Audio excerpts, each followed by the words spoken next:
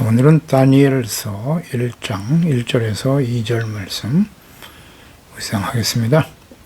다니엘 1장 1절에서 2절까지 말씀 있습니다. 유다 왕 여호야김이 다스린 지 3년이 되는 해에 바벨론 왕 느부갓네살이 예루살렘에 이르러 성을 에워쌌더니 주께서 유다 왕 여호야김과 하나님의 종 그르돌마를 그의 손에 넘기심에 그가 그것을 가지고 신할 땅 자기 신들의 신전에 가져다가 그들의 보물 창고에 두었더라.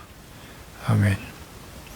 종말을 향해 달려가는 하나님의 백성 유다. 자, 오늘부터 다니엘서 말씀 묵상하겠습니다. 이 다니엘서는 그 저자가 다니엘이죠. 다니엘은 BC 600년에서 530년까지 활동했던 선지자인데, 혹자는 다니엘서의 기록 연대를 BC 175년에서 164년경, 이때면 마카비 왕조 있을 텐데요. 그렇게 주장하기도 하는데 실제로는 다니엘이 생존에 기록한 것으로 보는 것이 맞습니다. 예수님께서도 본서의 저자가 다니엘임을 인정하셨죠. 마태복음 24장 15절에 보면 그러므로 너희가 선지자 다니엘이 말한 바 멸망에 가증한 것이 거룩한 곳에 선 것을 보거든 읽는 자는 깨달을진저. 다니엘서의 말씀을 인용하여 말씀하셨죠. 그러니까 다니엘이 본서의 저자임을 아주 분명히 말씀하셨습니다. 다니엘이라고 하는 이름의 의미는 하나님은 나의 재판관이다 라는 뜻을 갖고 있고요. 그는 BC 605년경에 포로로 끌려갔습니다. 다니엘서 우리가 1장 3절 4절에 보면 나오는데요. 왕이 환관장 아스브나스에게 말하여 이스라엘 자손에게 왕족과 귀족 몇 사람 곧 흠이 없고 용모가 아름다우며 모든 죄를 통찰하며 지식에 통달하며 학문에 익숙한 소년을 데려오게 하였다. 그러니까 왕족과 귀족들을 포로로 끌고 갈 때였다. 그러니까 여기 보면 왕족과 귀족 몇 사람, 그러니까 평범한 평민은 아니었음을 알 수가 있죠. 그러니까 다니엘이 활동하던 시대, 그때 이제 통치자들이 대체로 보면 바벨론이 이제 느부갓네살 왕이죠. BC 605년에서 562년까지인데요. 느부갓네살에 의해서 예루살렘 멸망을 당했고, 이어서 그의 아들인 에윌 무로닥이 나오죠. 2년 동안 왕위에 올랐습니다만 그의 매부인 네레갈 사레셀에 의해서 죽임을 당하게 되죠. 그래서 왕위를 찬탈합니다. 그러니까 느부갓네살 왕의 명령을 받아서 특히 네레갈 사레셀은 예레미야를 석방했던 사람이기도 하죠. 예레미야 39장 13절에 보면 이에사령관 느부사라단과 내시장 느부사스반과 궁중장관 네르갈 사레셀 궁중장관이라고 나와 있죠. 이들이 이제 예레미야를 감옥들에서 데리고 나와 풀어주는 과정을 자세히 기록하고 있습니다. 그러니까 네르갈 사레셀이 궁중장관이었네요. 궁중장관이라. 궁중을 다스리는 장관, 한 비서실장 정도 될까요? 아무튼 이 네르갈 사레셀에 의해서 느부갓네살의 아들이 죽임을 당하죠. 그 느부갓네살의 사위예요, 사위. 이 사위가 왕위를 찬탈하게 되고, 이어서 그의 아들 라바시 말둑 9개월 만에 폐위돼요. 그리고 그의 아들인 나보니두스. 나보니두스는 그 아들 벨사살과 함께 통치를 했다고 그러죠. 그래서 벨사살, 나보니두스가 마지막 왕이에요. 그러니까 3대를 지나지 못하고 바벨론은 멸망을 당하고 말아요. 하나님께서 말씀하신 대로죠. 그들이 패역한 유다를 심판하는 하나님의 도구로 사용되었지만 그들 역시 교만했죠. 교만해서 그 교만에 대한 하나님의 공의의 심판으로 멸망을 당하고 맙니다. 그 다음에 이제 고레스 왕이 나오죠. 바사 제국을 설립한 고레스 왕. 고레스는 70년 포로 생활 이후에 예루살렘으로 돌아오게 될 유다 백성들을 포로에서 해방시키는 일에 쓰임받는 하나님의 종이었다. 도구로 사용된 사람이라고 볼 수 있어요. 그러니까 다니엘서의 기록 목적은 당시 바벨론, 메소포타미아 지방의 이방 우상들, 바벨론이 섬겼던 신들, 그들이 이스라엘 하나님 앞에서 얼마나 무력한 것인가를 증거하고 나타내기 원하셨어요. 그러니까 이스라엘, 하나님이 다스리시는 하나님의 나라, 언약의 백성 유다가, 하나님의 백성 유다가 바벨론에서 멸망을 당했습니다. 그 일로 인해서 하나님의 백성들은 자신들이 그 멸망의 원인을 예레미야 선지자를 통해서 충분히 설명하셨죠. 오랜 기간 동안. 그럼에도 불구하고 전혀 깨달음이 없어요. 인식이 없고. 그래서 하나님께서는 포로로 끌려간 그 시기에 다니엘과 같은 신실한 하나님의 사람들을 통해서 하나님께서 그 바벨론, 메소포타미아 우상들보다, 신들보다 월등히 탁월하신 분임을 증거하고 나타내시기 위해서 다니엘서를 기록하셨고요. 또 하나는 하나님께서 역사의 주인이시다. 그리고 섭리하시고 다스리시는 분이심을 아주 분명하게 나타내주고 계십니다. 그러니까 다니엘 선지를 통해서 하나님께서는 다른 선지자들과 마찬가지로 오직 예수 그리스도를 보내주심으로써 이루실 하나님의 나라, 여기에 대해서 많이 예언하시고 계시를 주고 계시하고 계시는 말씀입니다. 그리스도에게 초점을 맞추고 있어요. 대부분의 선지자들이 그렇죠. 그래서 다니엘서는 장차 그리스도를 보내줄 때까지 역사적 과정을 예언하여 주셨고요. 예수님의 초림과 재림, 즉 요한계시록의 예언의 말씀과 연계된 계시의 환상들을 많이 보여주고 기록하게 하셨습니다. 그러니까 예수님의 재림과 요한계시록의 계시의 말씀을 이해하는데 이 다니엘서는 큰 도움을 주고 있습니다. 이 다니엘서를 바르게 이해해야만 요한계시록의 말씀들을 바르게 이해하고 깨달을 수가 있는 것입니다. 그러니까 다니엘서를 기록하게 하신, 그 말씀을 기록하게 하신 분이 하나님이시고 또 예수 그리스도를 이 땅에 보내주셨고 그 예언의 말씀이 성취되었죠. 선지자들. 그리고 예수 그리스도의 재림과 마지막 심판 서로 연결되어 있죠. 그분이 하나님이시기 때문에 다니엘서에 게시된 내용이 어떻게 역사 속에 성취되어지며 이 다니엘서는 이걸 잘 보여주고 있죠. 그리고 마지막 예수 그리스도의 재림과 요한계시록의 심판의 내용과 연결되어 하나님의 공의가 어떻게 나타날 것인가에 대해서도 잘 계시해 주시고 말씀하고 있습니다. 예언. 그러니까 인류의 마지막 심판을 예언하시고 계시하고 있는 요한계시록과 구약시대의 마지막 종말의 시대에 일어날 일과 장차 일어날 예언과 계시를 기록하고 있는 다니엘서, 아주 중요한 관련이 있습니다. 그러니까 역사의 주인이신 하나님께서 구약의 종말 시대에 다니엘을 통해서 주신 이 예언과 계시는 신약 또 인류의 마지막 종말 시대에 일어날 예언과 계시가 같은 선상에 있다. 같은 하나님이라는 거죠. 같은 진리의 말씀이다. 하나님의 뜻이다. 라는 것을 잘 우리가 깨달을 수 있습니다. 따라서 다니엘서를 이해하지 못하면 계시록의 요한계시록의 말씀을 바르게 이해할 수 없습니다. 그러니까 유다는 예레미야 선지자를 통해서 40여 년간 끊임없이 말씀을 전하셨죠. 하나님께 돌아오라고. 회개하고 돌이키도록 계속 말씀하셨어요. 그리고 돌아오기를 기다리셨죠. 히스기야 왕 시대에 그 아버지 아하스 왕은 우상 숭배자였죠. 우상을 섬기고 악을 행했고 그 우상 섬김에 악을 행하는 북이스라엘 그 길을 따르다가 북이스라엘이 아수르에 의해서 멸망당하는 걸 보았단 말이에요. 그 이후에 히스기야는 성군이었지만 그의 아들인 므낫세에 의해서 더 큰 악을 행하게 되고 이런 모든 과정을 지켜보면서 끊임없이 하나님의 말씀을 선포하고 증거했어요. 왜 북이스라엘이 이스라엘의 10지파가 아수르에서 멸망을 당했는가? 그렇게 오랜 시간 동안 하나님이 기다리셨지만 결국 그들은 하나님을 버리고 우상을 선택했죠. 그 우상이라고 하는 것은 당시에 주변의 강대국들이 섬기던 신들이었어요. 우상들이었다고. 그 결과가 어떠한가를 잘 보여주셨지만 깨닫고 돌이키지 못하죠.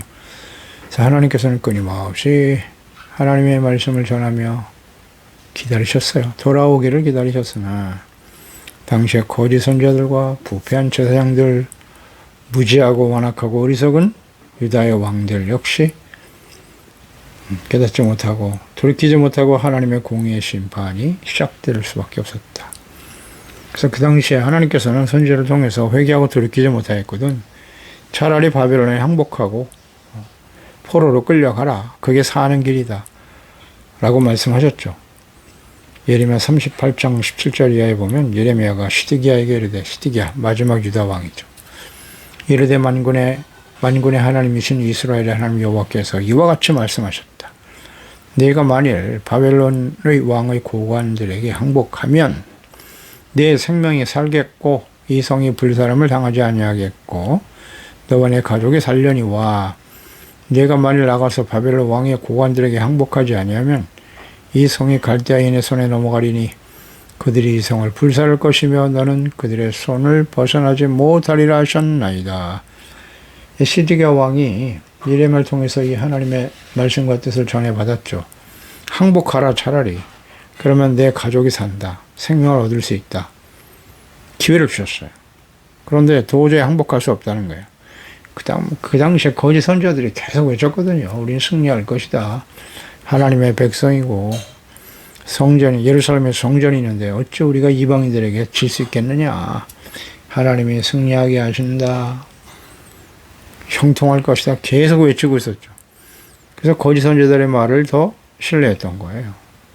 그래서 그 결과로 바벨론 왕에 의해서 붙들려 시드기야. 자기가 보는 앞에서 아들들이 다 죽지 않습니까? 그리고 두 눈을 뽑고 쇠사슬에 끌려 포로로 끌려가 죽었습니다. 살 수 있었다고 분명히 살 길을 제시하셨는데 듣지 않았죠. 네, 그런 시대예요. 그래서 하나님의 말씀에 불순종한 유다. 그 백성들은 결국 포로로 끌려가게 됩니다.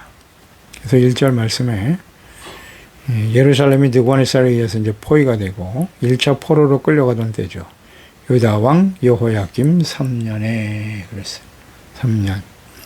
그러니까 다른 선지자들과 같이 다니엘서도 이 분명히 역사를 기록하고 있죠. 그 시기를 정확하게 기록하고 있어요. 이것 또한 역사적 사실에 기초하여 기록된 사실이다.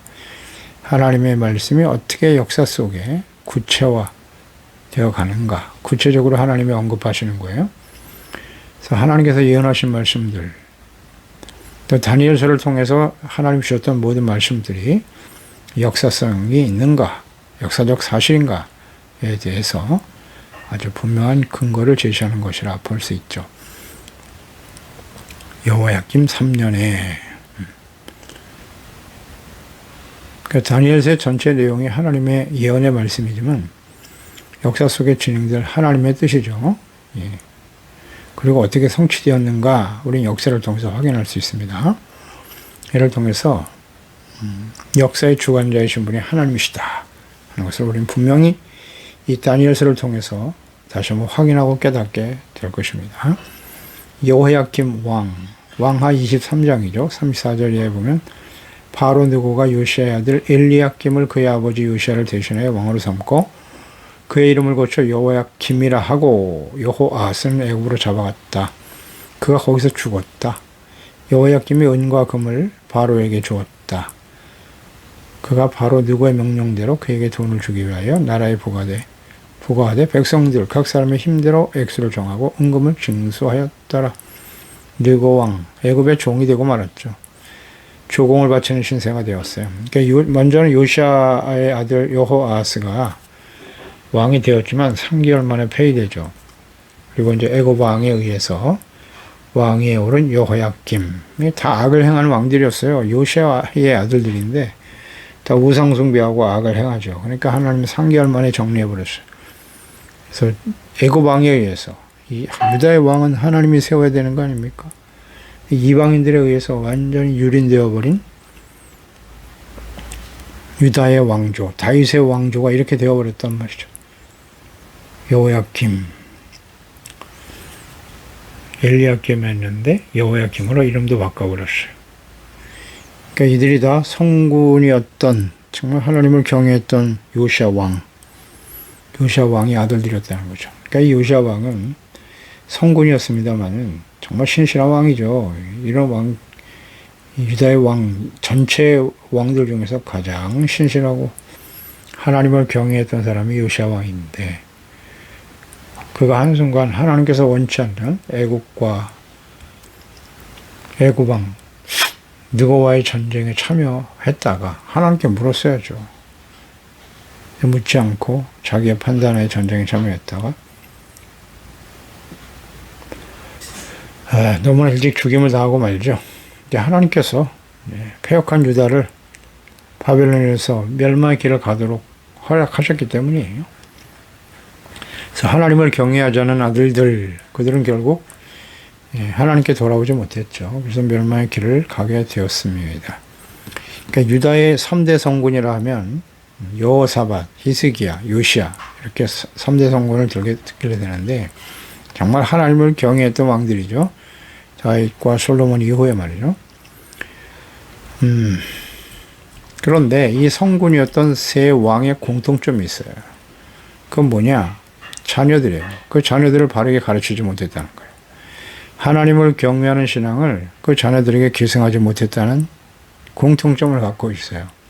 그래서 여호사밧은 하나님을 정말 경외하는 왕이었는데, 당시에 북이스라엘의 약한 왕이었던 아합과 이세벨의 딸인 아달랴를 며느리로 받아들이죠. 그래서 여호람, 그 아들 여호람이 우상숭배자가 되었어요. 아달랴의 영향을 받아서. 근데 우상숭배하는 그 아들 여호람을 왕으로 세웠다는 거예요. 그에게 왕위를 계승해 주었다는 결정적인 실패죠.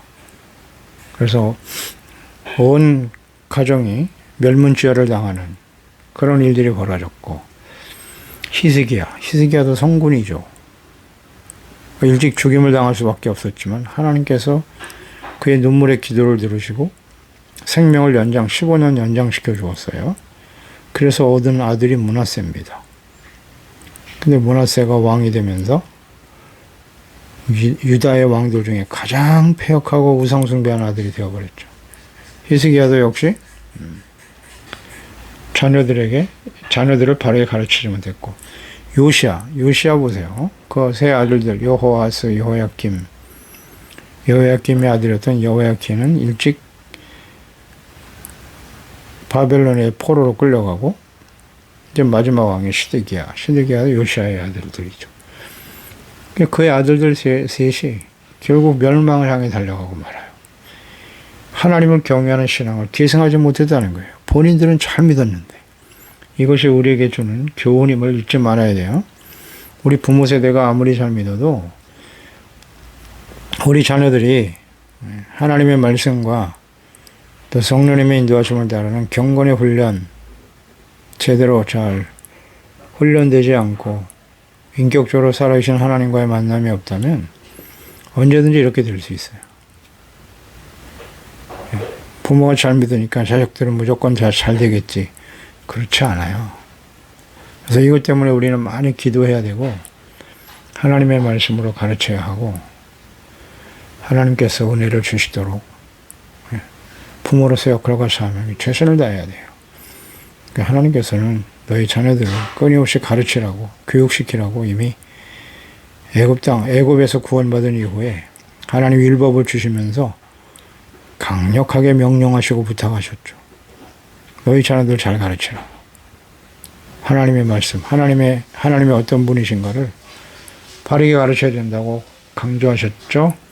그런데 제대로 가르치지 못한 결과 여호수아가 죽고 나니까 사사시대를 맞이하고 말죠.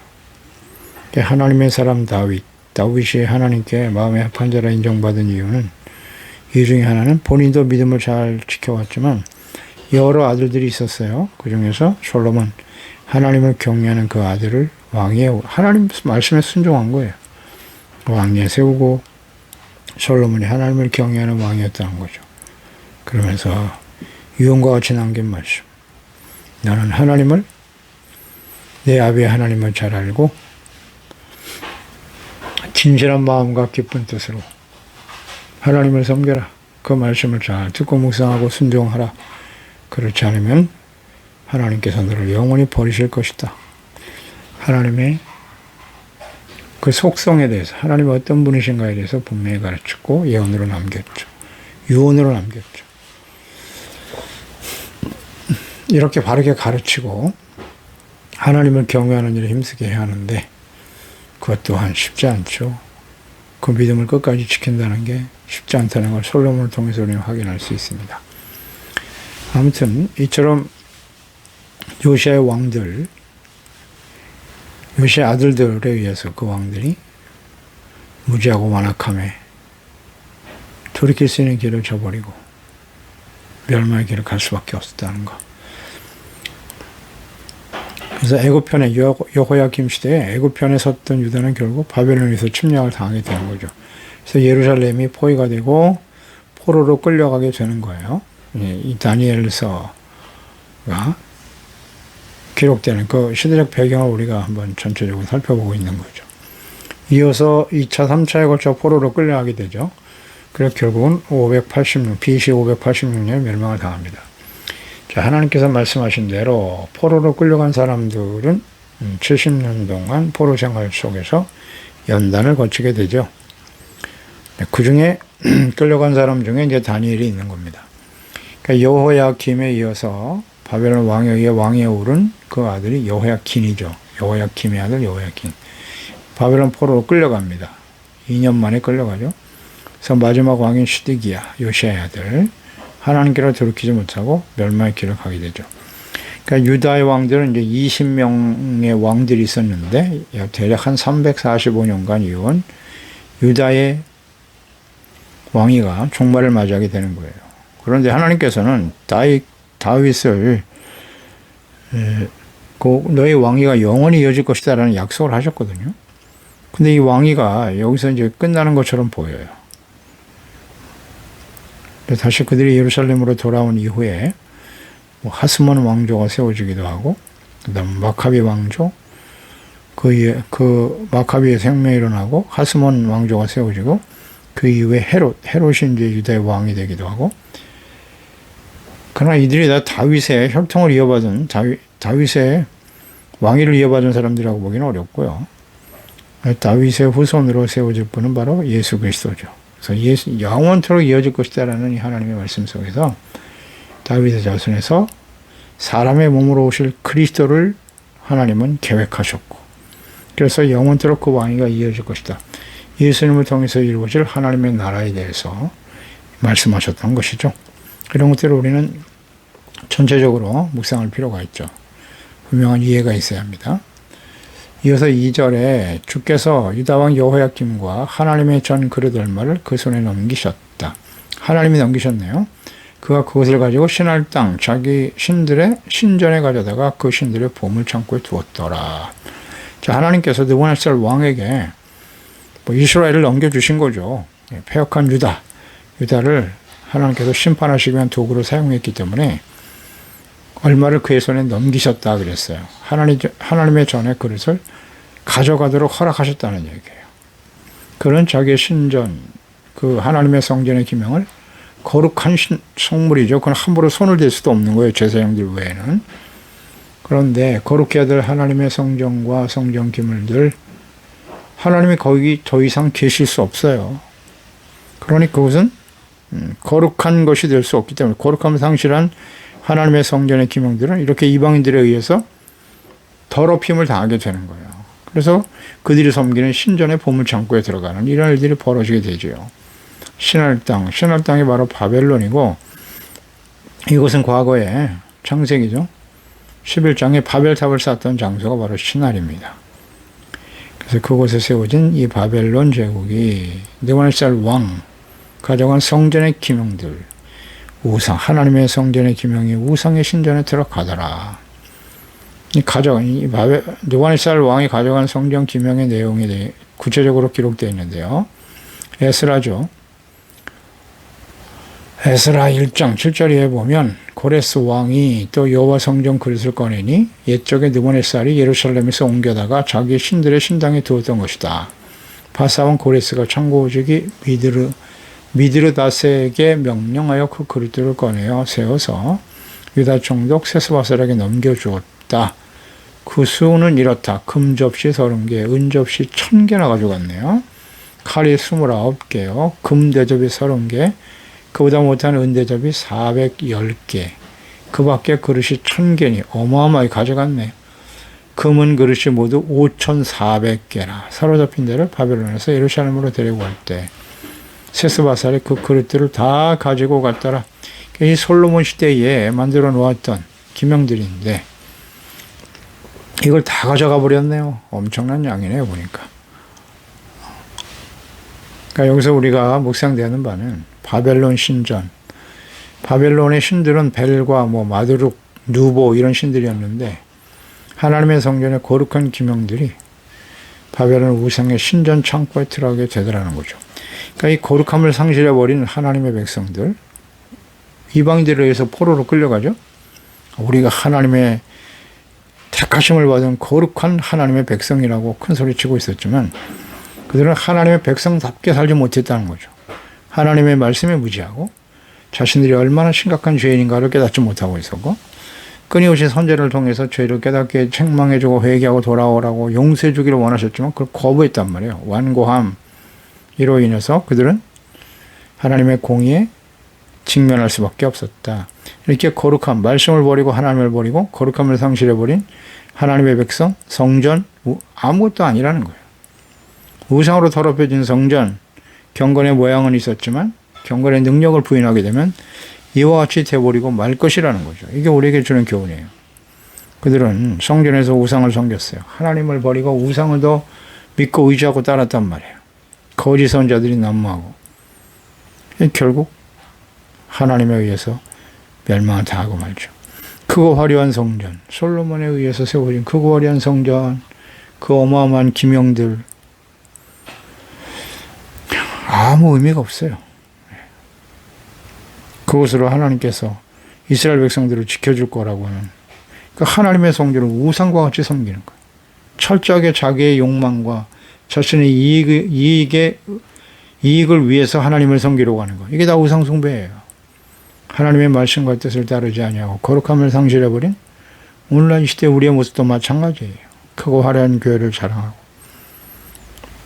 그러나 하나님의 말씀과 뜻에 대해서 또 우리가 하나님 앞에 얼마나 심각한 죄인인가에 대해서 무지하고 거짓 종들이 판을 치고 형통하라, 성공하라, 복을 받아라, 천국 간다는 소리만 계속하고 있단 말이에요. 세속화가 무섭게 진행되고 있는데도 말이죠. 거룩함을 상실해버린 하나님의 교회들 어떻게 될 것인가? 이와 같이 될 것이다. 그러니까 마지막 다니엘서의 배경, 이것은 우리가 예레미야서를 묵상할 때도 깨달은 바이지만 마지막 심판의 때에 일어날 하나님의 백성들의 특성이에요. 모습이 이와 같다. 모든 시대에 그것이 증명되었고요. 그래서 우리는 다시 한번 예수께서 하신 말씀을 생각합니다. 마태복음 5장 13절이죠. 너희는 세상의 소금이다. 소금이 만일 그 맛을 잃으면 무엇으로 짜게 하리요? 후에는 아무 쓸데없어 다만 밖에 버려져 사람에게 밟힐 뿐이니라. 아멘입니다. 거룩함을 상실해버린 하나님의 자녀들, 교회, 그리스도인들 버려지는 거예요. 보세요. 하나님의 거룩한 성전의 기명이 이방신의 창고에 들어가 버리잖아요. 오늘 이러한 모습을 우리가 목도하고 있지 않습니까? 우리는 이 시대에 어떠한 사람이 되어야 할까요? 다니엘서를 묵상하면서 다시 한번 이 시대에 상황을 우리가 잘 좀 이해하고 역사의 주관자이신 하나님 앞에 우리가 겸손한 하나님의 자녀로 의와 거룩함을 지켜가는 우리 모두가 되어야 할 것입니다. 되었습니다. 하나님 아버지, 이제 오늘서부터 우리가 다니엘서 말씀을 묵상합니다. 이것은 유다 백성들의 완고함으로 인해서 결국 하나님께서 말씀하신 대로 공의 심판이 역사 속에 실행되는 과정, 그 중에서도 포로로 끌려갔던 다니엘, 그 다니엘을 통해서 하나님이 기록하셨던 말씀들이죠. 하나님께서 그 포로 시대에 행하셨던 일들, 하나님의 역사의 주인이심을 잘 보여주고 계시고요. 이스라엘 하나님, 여호와 하나님, 그분이 진정 살아계신 하나님이시고 역사의 주인이시고 그를 경외하고 순종하는 자들과 함께 하나님께서 그의 영광을 어떻게 나타내시며 증거하시는가를 우리는 말씀을 통해서 깨닫게 됩니다. 또 하나님이 주셨던 예언의 말씀들, 계시의 말씀들이 모든 역사 속에 예수 그리스도를 통해서 초림과 재림을 통해서 이루어질 하나님의 뜻을 우리가 바르게 이해하고 경건함과 거룩함을 상실해버린 하나님의 백성들의 이 비극적인 모습이 오늘 우리의 모습이 되지 않도록 교훈을 얻고 깨달음을 얻는 저희들이 되게 하여 주시고 분명 이 시대는 예수 그리스도의 재림이 임박한 시대입니다.